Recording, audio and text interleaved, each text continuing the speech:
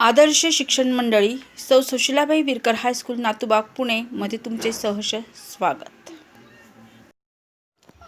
नमस्कार विद्यार्थी मित्रांनो, मी सौ अनिता आवटे। प्रथम तुम्हा सर्व विद्यार्थ्यांचे 8वीतून 9वीत आल्याबद्दल अभिनंदनही करते व स्वागतही करते। आज आपण विज्ञान भाग 1 मधील गतीचे नियम अभ्यासणार आहोत। पुढीलपैकी कोणकोणत्या उदाहरणामध्ये तुम्हाला वस्तूची गती जाणवते आणि कोणत्या वस्तूंमध्ये गती जाणवत नाही ते पहा। 1. पक्ष्यांचे उडणे, 2. थांबलेली रेल्वेगाडी, 3. हवेतून उडणारा पालापाचोळा, 4.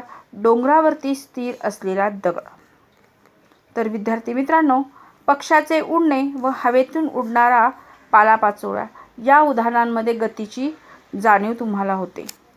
एखाद्या वस्तूला गती असते म्हणजे सभोवतालच्या इतर वस्तूंच्या संदर्भात त्या वस्तूची जागा बदलत असते। तसे होत नसल्यास त्या वस्तूला गती नाही असे आपण म्हणतो। बघा, वस्तूची गती म्हणजे काय? जर एखादी वस्तू सभोवतालच्या संदर्भात तिची जागा बदलत असेल तर ती गतिमान आहे असे म्हणतात। वस्तू सभोवतालच्या संदर्भात तिची जागा बदलत नसेल तर ती स्थिर आहे असे म्हणतात। विद्यार्थी मित्रांनो, थोडा विचार करा।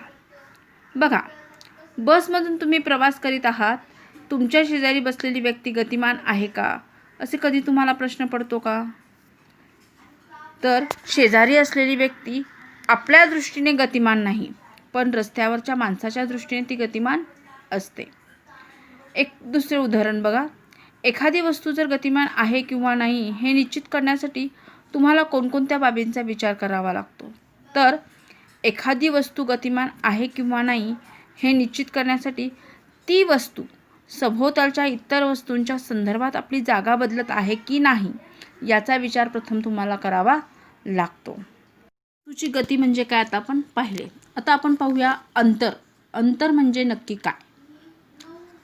तर अंतर म्हणजे दोन बिंदूंच्या दरम्यान गतिमान असताना वस्तूने प्रत्यक्ष केलेले मार्गक्रमण म्हणजेच प्रत्यक्ष आक्रमिलेल्या मार्गाची लांबी होय। या राशीला परिमाण असते पण दिशा नसते। अंतराचे SI एकक मीटर म्हणजेच m हे आहे व CGS एकक सेंटीमीटर म्हणजे सेमी किंवा cm हे आहे। वरील आकृतीकडे नीट लक्ष द्या आणि आता त्या आकृतीवरून पहा की शीतल शाळेत जाताना तिच्या संगीता नावाच्या मैत्रिणीच्या घरी जाऊन मग शाळेला गेली आहे आणि प्रशांत मात्र घरातून सरळ रेषेत शाळेला गेला आहे। दोघे एकाच चालीने चाललेले आहेत। तर मग शाळेत कमी वेळात कोण आधी पोचेल आणि का पोचेल? शिवाय वरील उदाहरणांमध्ये प्रत्यक्ष चालावे लागलेले अंतर आणि सरळ रेषेतील अंतर यात फरक असेल का आणि असल्यास कोणता? तर बघा विद्यार्थी मित्रांनो, प्रशांतची चाल बरोबर शीतलची चाल आहे, एकाच चालीने चाललेले आहे। पण आता AC हे अंतर म्हणजे AB अधिक BC या अंतरापेक्षा कमी आहे, त्यामुळे प्रशांत हा शाळेत कमी वेळात पोचेल। तर शीतलला शाळेत जाण्यासाठी लागणारे अंतर कसे आहे?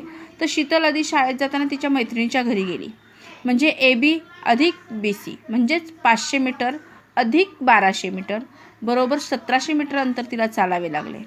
तर प्रशांतला डायरेक्ट शाळेत जावे लागले, त्यामुळे त्याने कापलेले अंतर किती असणार आहे? तर डायरेक्ट 1300 मीटर। आणि दोन्हींमधील अंतरातला फरक काय असणार आहे? तर 1700 मीटर वजा 1300 मीटर बरोबर येणारे अंतर 400 मीटर। म्हणजे दोघांच्या चालावे लागणाऱ्या अंतरांमध्ये 400 मीटरचा फरक आहे। शीतलला 400 मीटर अंतर जास्त चालावे लागलेले आहे, त्यामुळे साहजिकच शीतल ही प्रशांतच्या काही वेळानंतर शाळेत पोचणार आहे। बघा, विस्थापन। विस्थापन म्हणजे गतिमानतेच्या आरंभ बिंदूपासून अंतिम बिंदूपर्यंतचे सर्वात कमी अंतर होय। या राशीला परिमाण असते व दिशाही असते। विस्थापनाचे SI एकक मीटर हे आहे तर CGS एकक हे सेंटीमीटर आहे। बघा, सदिश राशी व अदिश राशी म्हणजे काय? ज्या राशीला परिमाण तसेच दिशा असतात त्या राशीला सदिश राशी असे म्हणतात। तर ज्या राशीला फक्त परिमाण असते त्या राशीला अदिश राशी असे म्हणतात. मग सांगा बरं, अंतर, चाल, वेग, वेळ, विस्थापन यातील सदिश व अदिश राशी कोणत्या? बघा, विचार करा. वेग व विस्थापन या सदिश राशी होय, कारण वेग व विस्थापनाला परिमाण तसेच दिशा आहे. तर अंतर व चाल, वेळ या राशी अदिश राशी होय, कारण यांना फक्त परिमाण आहे, म्हणून यांना अदिश राशी असे म्हणतात. चाल व वेग. चाल बरोबर कापलेले एकूण अंतर भागिले लागलेला एकूण कालावधी. एखाद्या वस्तूने एकक कालावधीत विशिष्ट दिशेने कापलेल्या अंतरास वेग असे म्हणतात. या ठिकाणी एकक कालावधी म्हणजे 1 सेकंद, 1 मिनिट, 1 तास इत्यादी असू शकतो. मोठ्या एककात कालावधी मोजल्यास जर 1 वर्ष हा देखील एकक कालावधी असतो. एकक कालावधीत होणाऱ्या विस्थापनाला वेग असे म्हणतात. वेग बरोबर विस्थापन भागिले वेळ. विद्यार्थी मित्रांनो, नेहमी हे लक्षात ठेवा की चाल आणि वेग यांचे एकके सारखीच असतात. म्हणजे ती SI पद्धतीत मीटर पर सेकंद व CGS पद्धतीत सेंटीमीटर पर सेकंद आहेत. दुसरा, चाल अंतराशी संबंधित आहे, तर वेग विस्थापनाशी संबंधित आहे. 3, गती सरळ रेषेत असेल तर चाल आणि वेग यांचे मूल्य सारखेच असते, अन्यथा ते वेगवेगळे असू शकतात. एकक वेळेत होणाऱ्या विस्थापनाला वेग असे म्हणतात. चाल व दिशा यांचा वेगावर होणारा परिणाम. बघा, वरील आकृतीमध्ये नीट लक्ष देऊन पहा. सचिन मोटारसायकलने प्रवास करत आहे. प्रवासादरम्यान खालील प्रसंगी काय घडेल ते सांगा. आकृती 1.3 नीट निरीक्षण करा. सचिनने मोटारसायकलने प्रवास करत असताना मोटारसायकल प्रवासाची दिशा न बदलता मोटारसायकलची चाल वाढवल्यास अथवा कमी केल्यास वेगावर कोणता परिणाम होईल? 2, दुसऱ्या आकृतीकडे पहा. सचिन प्रवास करत असताना रस्त्यामध्ये एखादे वळण आल्यास चाल व वेग सारखाच असेल का? सचिनने मोटारसायकलची चाल स्थिर ठेवून दिशा बदलल्यास वेगावरती कोणता परिणाम होईल? वळण रस्त्यावर मोटारसायकल चालवत असताना सचिनने मोटारसायकलची चाल व दिशा दोन्ही बदलल्यास वेगावर कोणता परिणाम होईल? बघा, वरील तिन्ही आकृत्यांकडे जर नीट निरीक्षण करून पाहिले तर वरील प्रसंगावरून असे लक्षात येते की वेग हा चाल व दिशा या दोघांशी संबंधित आहे. तो पुढील प्रकारे बदलतो. चाल बदलून आणि दिशा तीच ठेवून, दिशा बदलून आणि चाल तीच ठेवून, चाल व गतीची दिशा दोन्हीही बदलून. मुलांनो, नेहमी लक्षात ठेवा की चालीचे मापन अंतर पर काल याप्रमाणे सर्वप्रथम गॅलिलिओने केले होते. हवेतील ध्वनीची चाल 343.2 मीटर पर सेकंद तसेच प्रकाशाची चाल 3 × 10⁸ मीटर पर सेकंद इतकी आहे. पृथ्वीची सूर्याभोवती भ्रमण करण्याची चाल 29,770 मीटर पर सेकंद आहे. एकसमान गती. ज्या गतीमध्ये वस्तू खूप लहान व समान कालावधीत समान अंतर कापते तिला एकसमान गती असे म्हणतात. नेकसमान गती. जर वस्तू समान कालावधीत असमान अंतर कापत असेल तर तिच्या गतीला नेकसमान गती असे म्हणतात. उदाहरणार्थ, गर्दीच्या रस्त्यावरून वाहनांची वा सायकल चालवतानाची गती. त्वरण. वेग बदलातील दराला त्वरण असे म्हणतात. त्वरण बरोबर वेगातील बदल भागिले काल.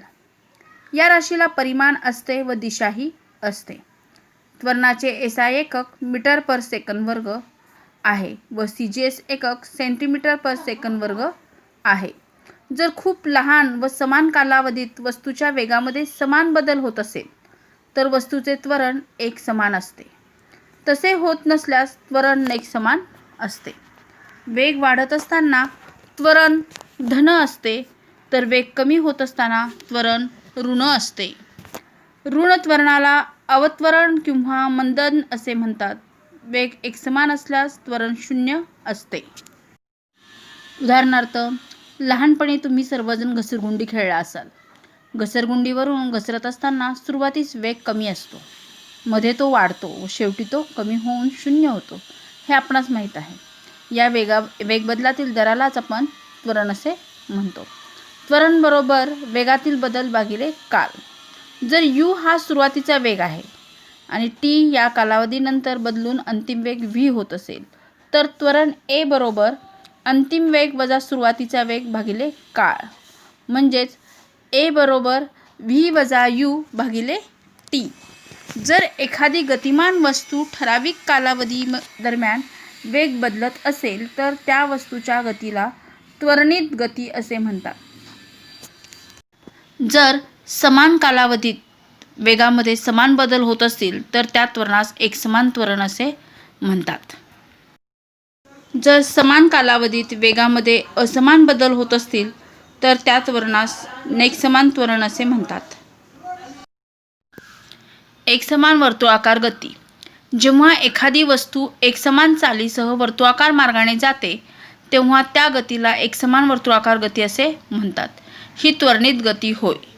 येथे वस्तूची चाल v बरोबर 2 पाय r भागिले t अशी असते. r म्हणजे त्या वर्तुळाची त्रिज्या व t म्हणजे वस्तूला एक फेरी पूर्ण करण्यासाठी लागणारा काल होय. न्यूटनचा गतिविषयक पहिला नियम. जर एखाद्या वस्तूवर कोणतेही बाह्य असंतुलित बल कार्यरत नसेल तर तिच्या विरामावस्थेत किंवा सरळ रेषेतील एकसमान गतीमध्ये सातत्य राहते. हा न्यूटनचा गतिविषयक पहिला नियम आहे. तसेच संवेग. संवेग बरोबर वस्तूचे वस्तुमान गुणिले वस्तूचा वेग या राशीला परिमाण असते व दिशाही असते. संवेगाचे SI एकक किलोग्रॅम मीटर पर सेकंद आहे व CGS एकक ग्रॅम सेंटीमीटर पर सेकंद हे आहे.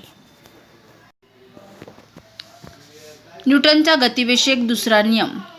संवेग परिवर्तनाचा दर प्रयुक्त बलाशी समानुपाती असतो आणि संवेगाचे परिवर्तन बलाच्या दिशेने होते. न्यूटनचा गतिविषयक तिसरा नियम. प्रत्येक क्रियाबलास समान परिमाणाचे त्याच वेळी प्रयुक्त होणारे प्रतिक्रियाबल अस्तित्वात असते व त्यांच्या दिशा परस्पर विरुद्ध असतात. हा न्यूटनचा गतिविषयक तिसरा नियम आहे. बलाचे SI एकक न्यूटन म्हणजे कॅपिटल N आहे व CGS एकक डाइन आहे. बल या राशीला परिमाण असते व दिशाही असते, म्हणजे बल ही सदिश राशी आहे. बल बरोबर वस्तुमान गुणिले त्वरण. 1 न्यूटन बरोबर 1 किलोग्रॅम मीटर पर सेकंद वर्ग, म्हणजेच 1 डाइन बरोबर 1 ग्रॅम पर सेंटीमीटर सेकंद वर्ग होय. अशा प्रकारे विद्यार्थी मित्रांनो, आज आपण वस्तूला गती असते का, वस्तूची गती म्हणजे काय, अंतर म्हणजे काय, विस्थापन, चाल, वेग म्हणजे काय, एकसमान गती व एकसमान गती म्हणजे काय, तसेच त्वरण तसेच एकसमान त्वरण व एकसमान त्वरण म्हणजे काय, एकसमान वर्तुळाकार गती म्हणजे काय व न्यूटनच्या गतिविषयक 3 नियम अभ्यासले. संवेग व बलाचे SI व CGS एकक याविषयी आपण माहिती घेतली. धन्यवाद.